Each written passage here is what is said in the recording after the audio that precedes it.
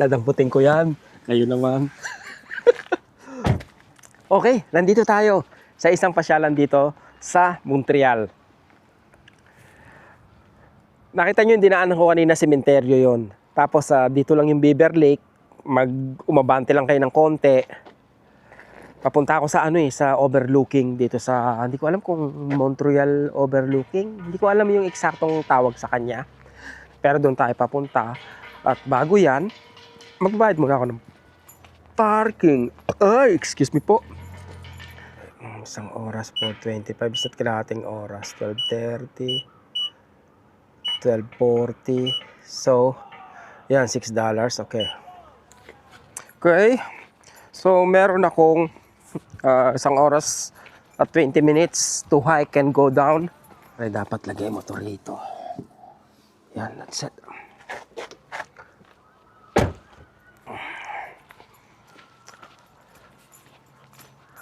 Ang daming estudyante ngayon. Parang this is not the the right time magpunta rito. Maraming nagpipiknik dito during summer kasi napakaganda ng lugar na to. Nako po, inang.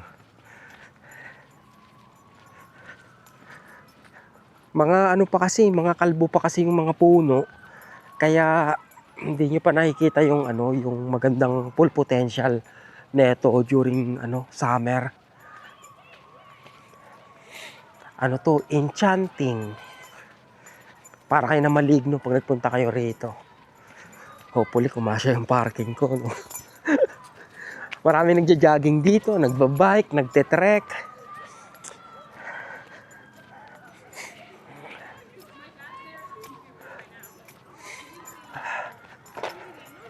Ay, mga estudyante. Bala ko magbablog ako dito. Magrarant ako, kaya lang mukhang maingay, no? Dami mga bata. Saan ba ako papunta? Hindi ko kasi kabisado to. Anyway, sundan ko lang tong na to, kalsada. At hopefully makarating ako sa pupuntahan ko.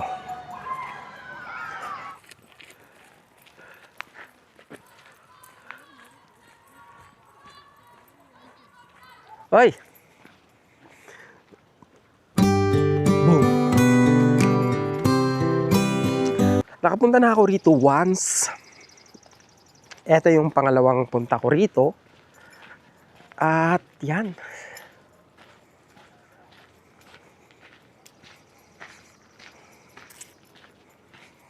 Merong yan, may bilihan yata ng merienda rito. Tapos may CRT niyan dyan. Social ng kapihan doon, di ba? Eto, tulip yan mga dreno. Pag sa mga susunod na na araw, na linggo, magbubloom na yan. Kaya extra yan, baga extra ang view yan. Pwede nyo makuha pag pumunta kayo dito.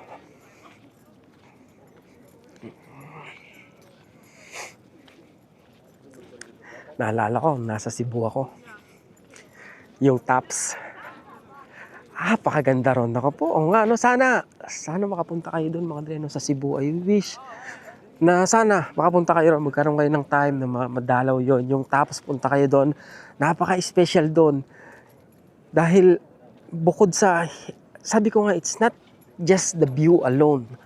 Yung mga taong nandun, yung pamilya, nakita nyo, nag-i-enjoy sa simpleng tanawin.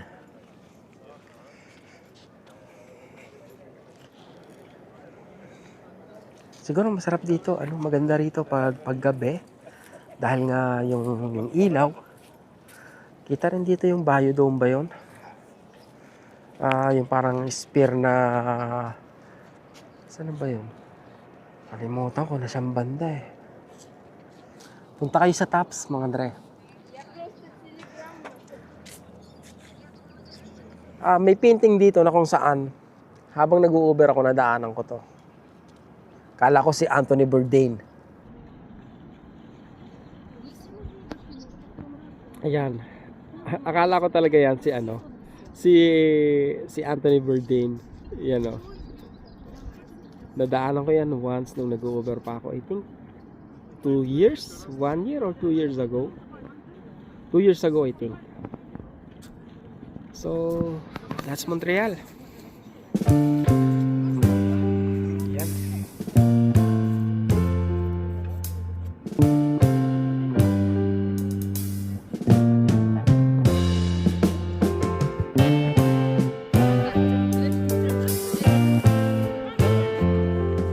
That's it. Kung pupunta kayo sa downtown, may parking naman doon. Kaya lang medyo challenging maghanap ng parking. Yung street parking na kung saan mura, merong mga parang flat rate na parking na $25. Kung okay lang sa inyo, pwede rin naman. Dito naman, kung pupunta kayo rito, andun ang parking niya sa baba. Mga dala, nagbayad lang ako ng $6 hanggang 12.20 ako. Malapit na pala. 12.30 yata, no? So, yan. Mas maraming tao rito, syempre pag summer. Ngayon medyo malamig-lamig pa ng konti.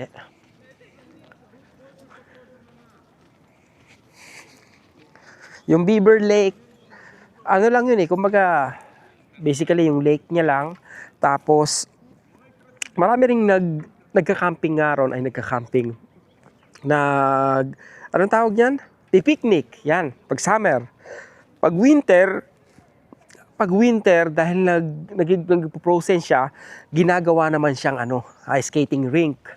Kaya double purpose yung Beaver Lake. Hindi ko pa nasubukan mag-ice skating at ayoko din namang subukan kasi baka mabalian ako ng kung ano man doon, di ba? Malutong na gid ang mga buto nga ni.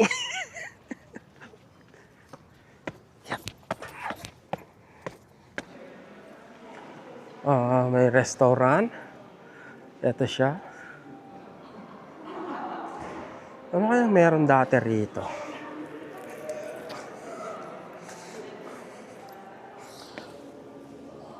Parc du Mont-Royal. So, yung pala siya, no? Souvenir. Baka gusto nyo. Mga souvenir. At may mga table. Para sa pagkakape o sa pamamahinga.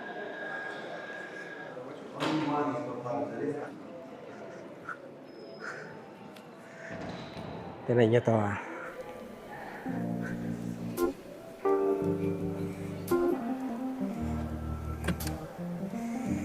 Yun. Malastik ang reveal, no? Ang lupit Parang mas dramatic kung doon ako galing kanina. Sobrang lapit lang pala nito sa parking, no? Kasi pag bumaba ako doon, parking lot na yun Tapos, yun, pagliko mo lang konti ron, yun na rin yung overlooking. Ang layo na tinatakbuhan ng mga bata. Doon sila umiikot, di ba?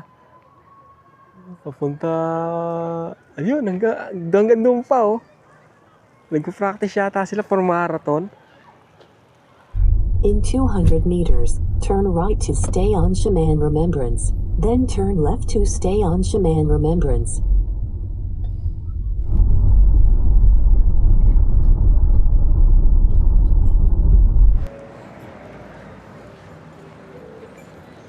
Huwag nyo kakalimutan magpunta rito. Pag napadaan kayo sa Montreal. Okay?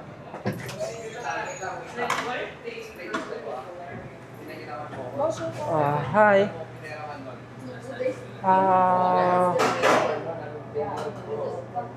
Can I have the smash burger? And what? Yeah. Oh yeah, sure.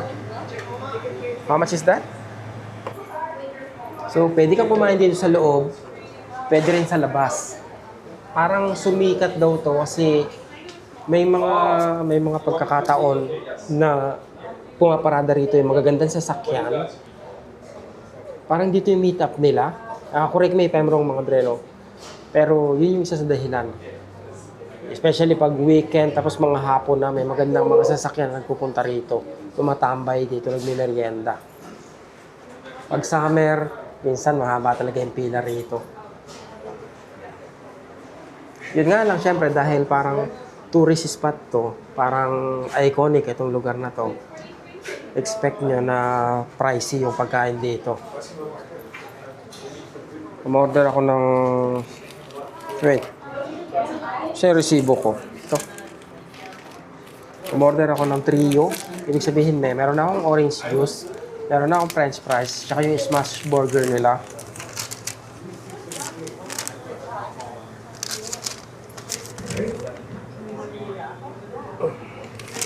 $29.41.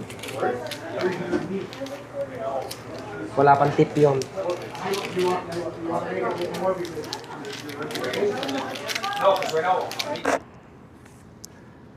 Ito ang nagpasikat dito, yung kanilang orange juice na merong vanilla at saka milk powder. Kaya kung mapapansin nyo, yun o, parang ano siya, may prot siya. Prot, hindi fruits, prot. Mabula-bula ba? Ang hirap pag hindi marunong magbigkas ng F eh, no? Yang proti siya, proti.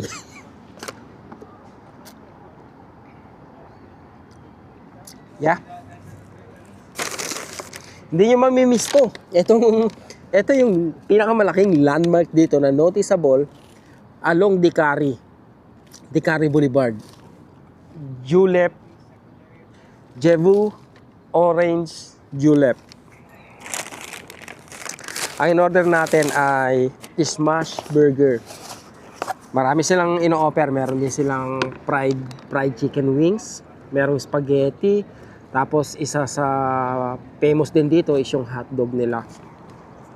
Pero natikman ko na kasi yun, kaya ito yung in-order natin na nagkakahalaga ng tumataginting na $30, tax in. Mukha namang masarap, di ba? Orange julep, di ba? Here I come. Yung french fries niya, soggy. Para siyang kuluntoy. Pero ganito talaga siya, no? Ganito yung luto nila ng french fries diyan. Tingnan nyo, ay tumayo. Classic na patatas.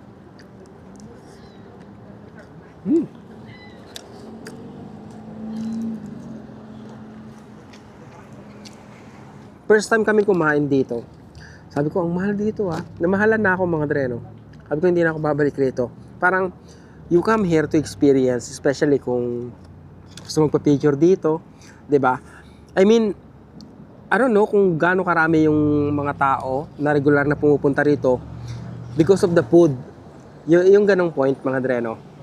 Yung juice siya, oo, babalik-balikan mo, 'di ba? Kasi nga nasa nasa pricier side siya. Pero for experience at picture taking, dahil nga ito yung sikat na landmark dito, why not? 'Di ba? Bisitahin niyo mga dreno. Tikman niyo yung hotdog nila. Magkano yung hotdog? Nandun yata sa sa menu nila kung magkano. I think 21 something. Ito yung 25 plus tax, 29, 21 plus tax. So more or less nasa $25 para sa hotdog o kaya burger, juice, orange juice, tsaka french fries.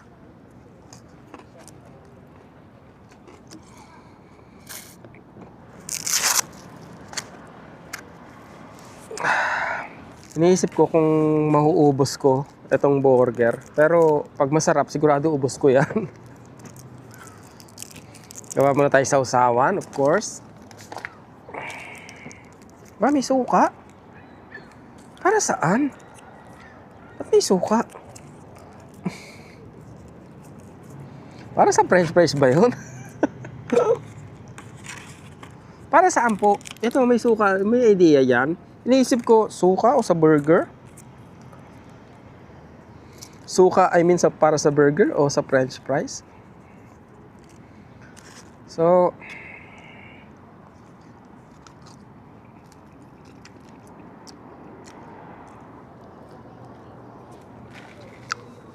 hatulan natin.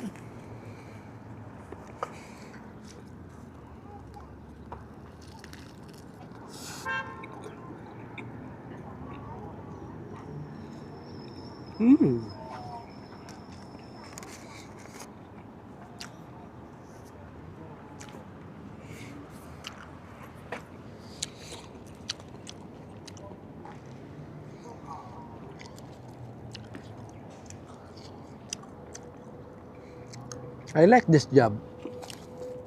No, as a matter of fact, I love this job.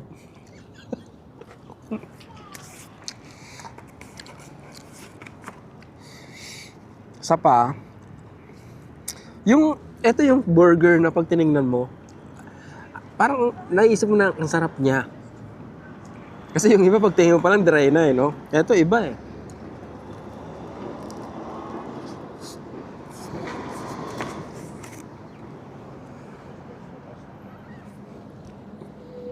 Sa tagal ko rito, sa Montreal, the first time ko yatang pumunta rito is parang 2 years ago. Yun nga mga Andre, no? Isa sa nagpasikat sa lugar na to is yung mga tambay na magagandang sasakyan rito, especially yung mga classic car. Minsan Lamborghini, Ferrari. Pero I think, pag dumayo ka rito, yung burger, ang sarap oh. Pag hotdog kasi naiisip ko, Costco, 150 lang hotdog dun ah. So mag-burger kayo. Medyo pricey pero masarap.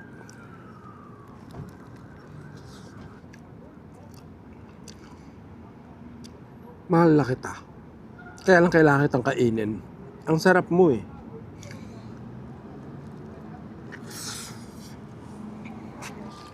Sarap. Ang sarap nito. Ito mga tira-tira. Kasi mas ano siya, kumbaga toasted. Masarap yung pagkasunog niya. And I think it's a good call na hindi nila tinapon. Kasi sayang eh. Malasa siya eh. Mas masarap eh. Huwag yung mga... parang hindi nakakainin ng mga arte. Yung ganon. Aray ko. May umaray eh, no? Hindi maarte. Akala ko hindi mauubos tong burger. Kasi busog pa ako eh dahil kumain ako ng sopas. Pero masarap siya. So, yun mga dahil, no? Dito ko na tatapusin itong pagkain natin sa Julep. At hopefully, kung bago lang kayo sa Montreal o nagbabala kayo na pumasyal dito sa Montreal, madalaw nyo yung pinuntahan natin, yung Royal Mount Park na may overlooking papunta sa downtown at itong Orange Julep. Hindi kayo maliligaw, hindi nyo makikita to basta dumaan kayo sa Dekari. Punta rito sa Montreal, okay? Orange Julep. Pag nakalimutan nyo yung pangalan, Big Orange in Montreal.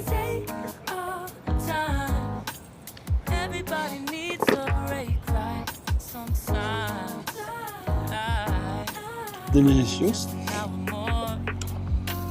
What's the rush? Who's calling? Who's calling? I won't ask for much. Sarap.